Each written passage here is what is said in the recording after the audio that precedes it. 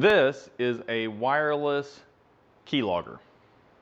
So if you don't know what this is, I'm going to show you. And in this video, I'm going to show you why this is a bit of a concern in this modern age we live in. And in the next video, I'm going to show you how to defend against a device like this and other physical attacks that can be done against your network. So this device, we picked this up on Amazon. I don't remember exactly how much it cost. I think it was around 50 bucks, but I know it was less than 100 because I'm cheap. So the device plugs in, and the way it works is it records all of the keystrokes from a keyboard and stores them on here.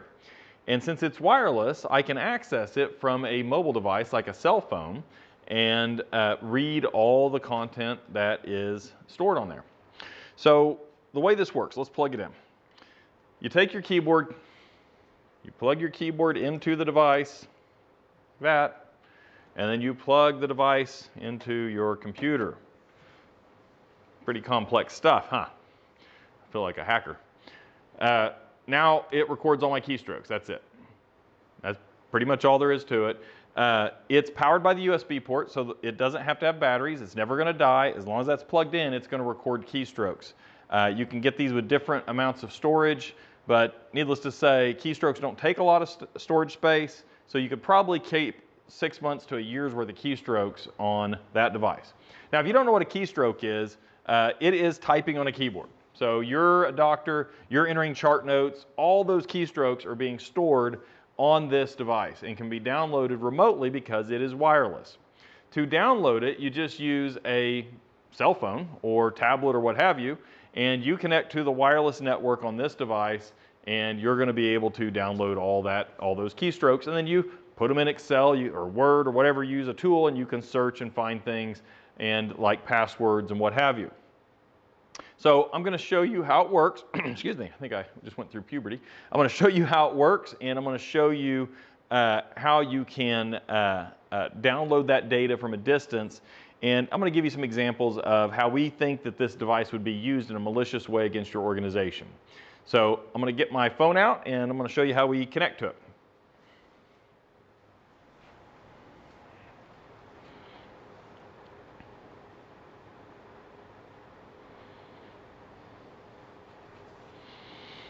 So the first thing we do is we find the wireless network. So let me find that.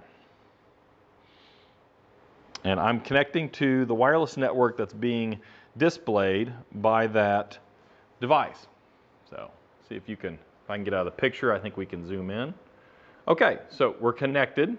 It says internet may not be available. That's true, there's no internet access. It's just a point to point. I'm going from this phone to that wireless device, and that's it. So then I open up my handy dandy web browser. Oops. Let's see here.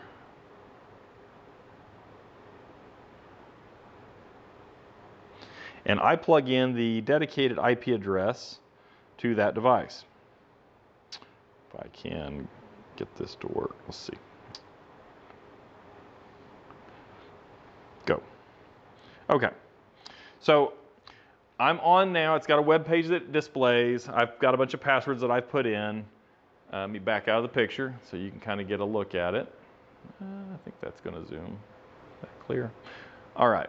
And so I've got it plugged in. You can kind of see my passwords. I'm going to put in another password, and you're going to see it there appended at the bottom of this page.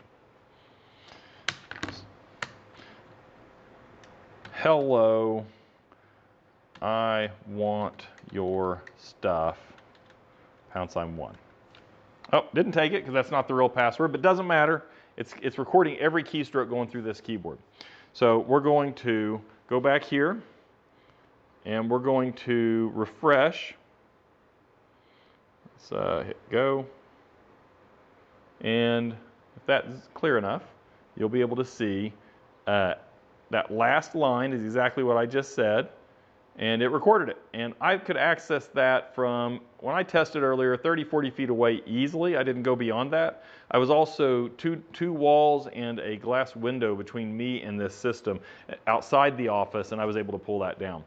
So the way someone who wants to steal your data would use this, if you were a hospital, they would just come in and you might have the cleanest, prettiest thin clients, you don't store information on the computers, what have you, and you've got a keyboard, and you're like, you've got a wireless keyboard, right? I'm using a wired keyboard, so surely a wireless keyboard would defeat that. Not really. I mean, all the person that wants to steal your data does, he takes the little wireless dongle out, and he plugs it into here. Now he plugs it into your computer. Well, you know, us being the people that we are, we thought, well, what if you had a keyboard that was encrypted? So we went and bought one. And that way we could do be double sure there wasn't an easy way to defeat this thing. So we bought this keyboard. It's a Microsoft wireless computer 5050, and it's advertised by Microsoft as an encrypted. It uses 256-bit AES encryption, but it's worthless. It doesn't do you any good because this has to decrypt the keystrokes before it hits here. Now, what it does it does well is Bluetooth. Most keyboards send keystrokes as clear text. I mean, you don't even have to have this. If you're using an old Bluetooth keyboard, I can read that using a device pretty easily from a pretty good distance. So really, this is the much more complex way to get into your system. So, but if you use an encrypted keyboard, which is a good idea, it's going to encrypt the communications between the keyboard and the computer. But someone just has to plug the dongle into this just like a keyboard because it's decrypted by the time it hits this dongle, and you're not going to know it. It's that simple. Now, if your hospital or doctor's office uses tiny little computers like this, and you've got them mounted behind the monitors and the cables are nice and neat, everything looks great, it's even easier to hide this. So it's going to be hidden behind that monitor and no one's ever going to know. So I could come into your practice pretending to be a patient or into your hospital as a patient, whatever, and I go in and I just put that device on there. Now they make shorter ones, they make different lengths. There's a cable that you can get so you can kind of rope that thing in and hide it behind here. It's a USB extension is all it is. And then you can make it where it doesn't stick out quite that far, but not hard to do. So if I want your data and you're not come up with a good way to lock this down, I'm going to get it. Well, that's all I've got. This is kind of just another reason for you to be scared of technology and anyone that works on computers. In my next video, I'm going to go over how to protect against this kind of attack, and love to get your opinions. So if you've got any other hacking tools that you'd like us to, and I say hacking, it's not really so much a hacking tool, it's really, this is a no-brainer. Anyone that wants to use this could do it. There's no skills involved. Very, very easy to use. So.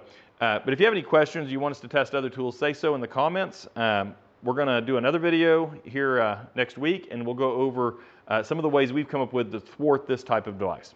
Thanks. Have a great rest of your week.